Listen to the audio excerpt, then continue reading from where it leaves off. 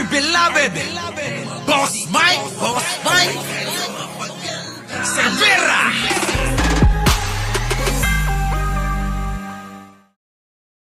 O ngayon, hindi na natiis ni SP. SP! Ano masasabi mo dito? Naloko na. Pasok! Napanood nyo naman na siguro, di ba? Si SP, nabwisit na. We were monitoring the committee. We were monitoring the committee hearing of Kalbo. Naloko na. Hearings being conducted by the Committee on Public Order, and very serious accusations have been made. There were no pictures, no corroborating testimony. No pictures, walang ebidensya, walang kahit na ano. Puro salita lang, gano'n na. Sige. In other words, this was solely based on a testimony of one person based on what appears to be hearsay evidence. Morales cites a document which he claims to have seen by the virtue of his former position, although he did not personally witness any wrongdoing. We respect, let me repeat this, we respect the committee's right to perform oversight functions in aid of legislation. However, we just like to remind our colleagues to be very careful not to... Sabi mo, nire-remind ko si Bato, kung hindi ka titigil dyan, pependungan kita. Use the hearings in aid of political persecution. We just like to remind our colleagues to be very careful not to use the hearings in aid of political persecution. Ayan nga, yun na nga ang ginagawa ni Bato dyan eh. Naloko na. Sinabi na natin yan. Turuin mo, si Morales, pinadalo sa Senado dahil binanatan lang siya ni Maharlika. Ginawang dahilan ni Bato yung pagbanat sa kanya ni Maharlika na moro-moro. Naloko na. Boss Mike. Ganun talaga, style yun. Paano naman naging style yun, Anino? Naloko na. Paano naging style? Kasi, kunyari yun, para may dahilan si Bato. Para hindi obvious. Anino? Paano hindi magiging obvious? Kitang-kita yung katangahan nila. Naloko na. Let's go! Shoutout sa inyo lahat. Eto na. Kasi wala naman na talagang pupuntahan yan. Yang hearing ni Bato.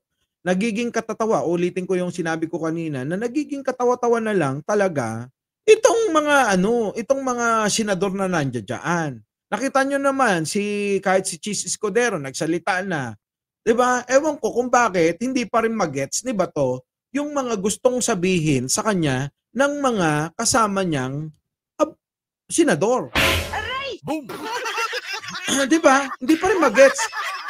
Pinipilit pa rin ni Bato. Kailangan pasamain si Pangulong Bongbong Marcos dyan. Bakit?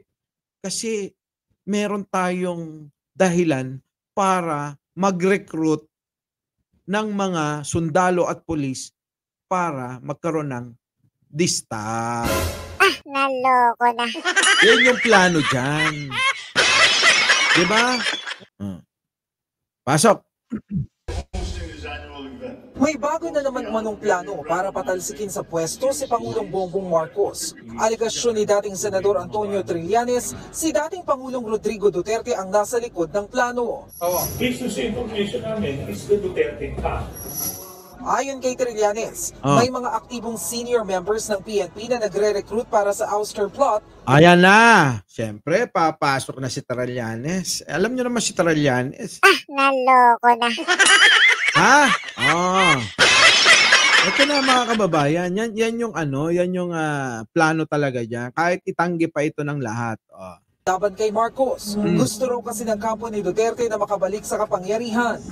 Ngayon lang, ang nadagdag lang na dimension is kung magpa-power grab sila after June 30, pwedeng mag-re-election si Sara Duterte. Assuming it was done through an impeachment or yung withdrawal of support, kagaya yung ginawa ng EDSA 2. But if it's a straightforward people power or ako naniniwala ang pauupuin nila si Duterte mismo. Minamadali raw ng kampo ni Duterte ang pagbuwag sa administrasyon dahil sa Hunyo o Hulyo ay ilalabas na umano ng International Criminal Court ang arrest warrant kaugnay ng war on drugs. Pero Nakita nyo, di ba? Lalabas na ang warrant. Naloko na. sabi ni Trillanes, hanggang ngayon wala pa namang nagre-recruit para sa ouster plot. Iginiit naman ng PNP, wala silang namomonitor na destabilization plot sa kanilang hanay. Ang pag-iikot ni PNP Chief Romel Francisco Marbil sa Visayas at Mindanao ay hindi raw para mag-loyalty check, kundi bahagi lang ng regular routine ng isang bagong hepe. Siyempre, ganun lang sasabihin para makalma ang taong bayan. Naloko na. Eto na. Si Anino. Balik tayo kay Morales. Meron palang hindi alam ang taong bayan at mga senador. Ano yun, Boss Mike? Wait lang. Eto yun, ha? Eto yun. Kulang yata sa research ang ating mga senador kasi kung ni-research nila talaga kung sino tong si Morales, no? Matatagpuan ho nila na ang pangalan ni Morales ay lumabas na dati noong 2002. Siya po ay hinarap bilang isa sa mga witnesses laban kay Panfilo Lacson sa aligasyon na merong narco trade sa loob ng PNP mismo. Ito yung panahon na inaaway ni nakaupong presidente na si Gloria Macapagal Arroyo itong si Lacson. Yung pala yan, yung nag-aaway-aaway na sila. No? At ginamit itong Morales laban kay Lacson kasama ni Mary Rosebud Ong. Kasama ni Rosebud. Sige. No? At itong si Morales ay nilaglag bilang witness sa Witness Protection Program dahil sobrang manghingi ng pera di umano. Naloko na. So, parang sinasabi, pera-pera talaga. Di ba? Pera-pera talaga. Naloko na. Kita nyo? So, kung noon pa pala, hindi yata alam ni Bato yan. Naloko O na. alam ni Bato yan. Diba? Tama si Jinggoy. Tama si Jinggoy. Bakit kanyo? Bakit tama si Jinggoy nung tinanong niya? Ano yung tinanong ni Jinggoy? Boss Mike? Eto yon yung tinanong. Gender nung confidential informant, whether babae o lalaki, ayaw mo rin sabihin. Yung pangalan, nakalimutan mo. Pero samantalang yung mga ibang tinatanong namin sa inyo, way back, alam mo. Your Honor, kung mapapansin nyo. Alam mo, Mr. Jonathan, ano bang rango mo, Jonathan? Colonel? Hindi po, agent po. Ha? Agent. Agent. Alam mo, Agent Jonathan, dito, we are ferreting out the truth. Ngayon, kung yung sinisiwalat mo rito, panay hearsay, hindi ka namin paniniwalaan. Correct. Dinamay mo na yung presidente. Sinabi ng PIDEA, he was never included in the drug list. Sinama mo mga ibang personalidad, mga sikat na artista. Tinanong natin ang PIDEA, they were never included in the drug list. Alam mo, nagsisinungaling ka. Your Honor. Sandali lang, patapusin mo ako. Tapusin mo. Nagsisinungaling ka eh. Huwag mo naman idadama yung mga ibang personalidad na wala namang kinalaman. Your Honor, trabaho po yun. Ayan na. Trabaho, ayan na ha. Trabaho. Iko-connecta natin doon kay Anino. Ako po yung nag-umpisa, tumanggap lang po ako ng information. Trabaho mo na maglagay ng pangalan sa dokumento na hindi naman sila involved. Your Honor, mali naman po yan. Mali. Mali naman po yan. Trabaho na, Your Honor. Sandali lang, trabaho mo ba na magsangkot ng ibang mga personalidad na wala namang kamalay-malay? Oh. Na hindi naman involved sa illegal na droga? Trabaho Tama. mo ba yun? Your Honor, mali po yung sinasabi ninyo. Ako po, nung panahon Kasi na wala yon, ka naman ebidensya eh. Oo Your nga. Honor, nandun Wala na- kang ebidensya. Di ba? po sa PIDEA na iwan. Naiwan. Sandali, Your Honor. tinatanong natin si PIDEA eh. Mismong si Pangulong Duterte. So balik natin kay Anino. Kulang yata sa research ang ating mga at ginamit itong Morales laban kay Lacson kasama ni Mary Rosebud Ong. Dito. Si Gloria Macapagal Arroyo. Alegasyon na merong kulang yata sa research ang ating mga senator kasi kung ni-research nila talaga kung sino tong si Morales, no? Matatagpuan ho nila na ang pangalan ni Morales ay lumabas na dati noong 2002. Siya po ay hinarap bilang isa sa mga witnesses laban kay Panfilo Lacson sa alegasyon na merong narco trade sa loob ng PNP mismo.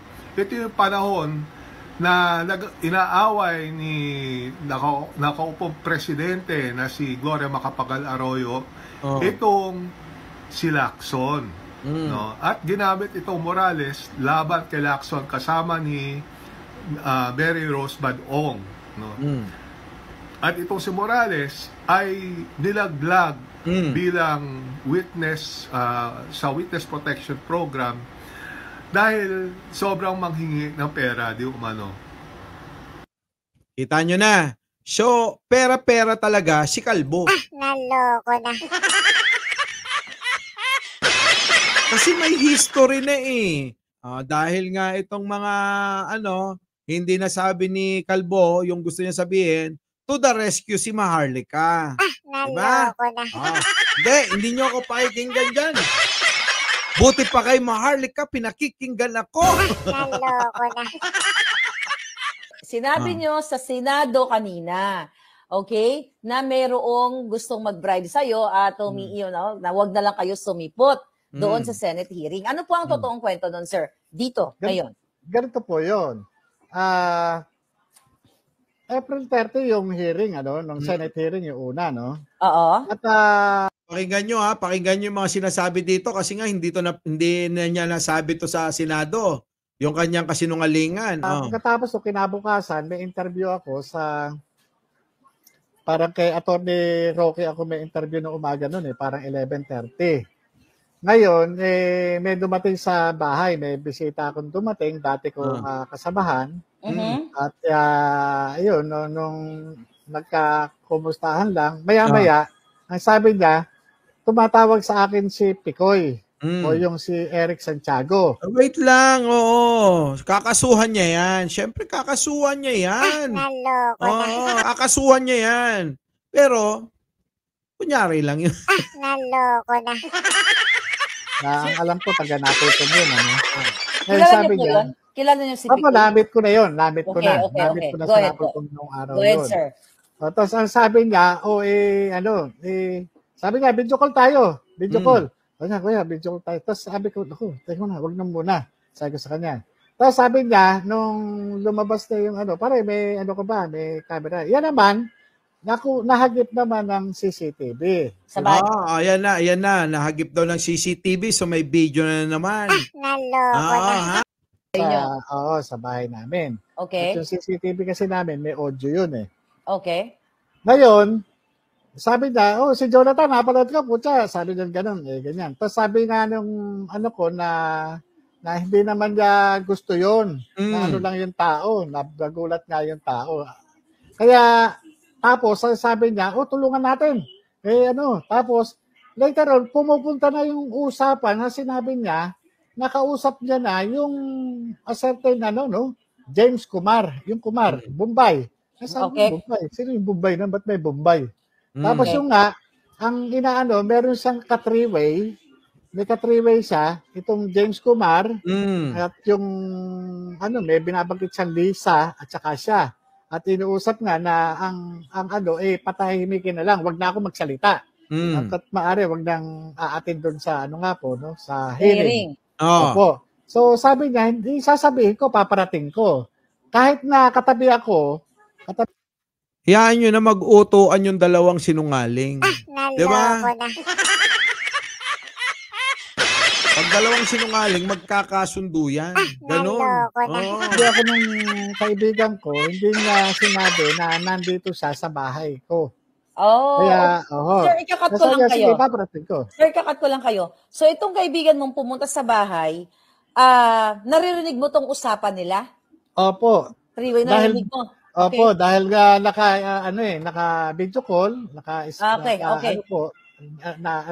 malakas naman kasi nahagip nung camera yung audio Wow.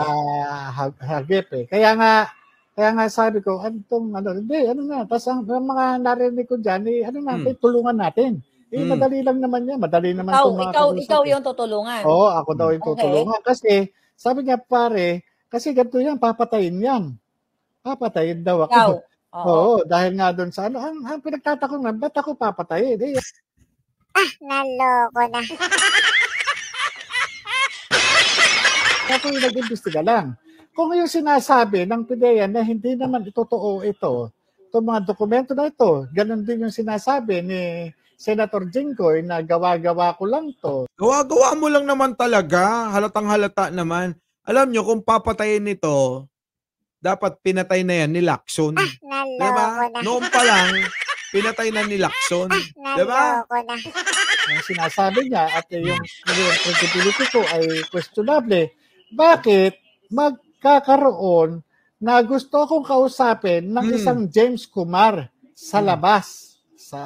Kung saan man yung ano. Kaya nga sabi ko, kung gusto niya kausapin, dito na lang sa bahay. Ngayon, yung pag-uusap na yon, nagkaroon pa ng mga parang negotiation, kuyang, papayag ka ba, ganyan, sabi ganyan. Tapos, sinakyan ko naman, sabi ko gano'n, sige, basta dito sa bahay. Tapos, tila parang nagbago sila, nag-iisip na baka naman tad ng CCTV o camera yung bahay. Tapos, ganyan. Ilan pa yung mga conversation namin? At yung ang sabi ko nga, kahit naman, yung hingin mo, yung kung ano gusto mo, ibigay. Sabi ko, loto. Sabi ko, loto. Kita nyo na, loto. Naloko na. Ano sa loto? Natawa pa yung loto, binanggit. Sige, ang sabi, di man na nitong si Picoy, sige, isasabihin natin, inaantay nga nila, may sabing gano'n. Galing, no? Ang galing nila no? Babanatan na ngayon yung loto. Eto yung loto, mga kababayan, Our beloved Boss Mike Severa.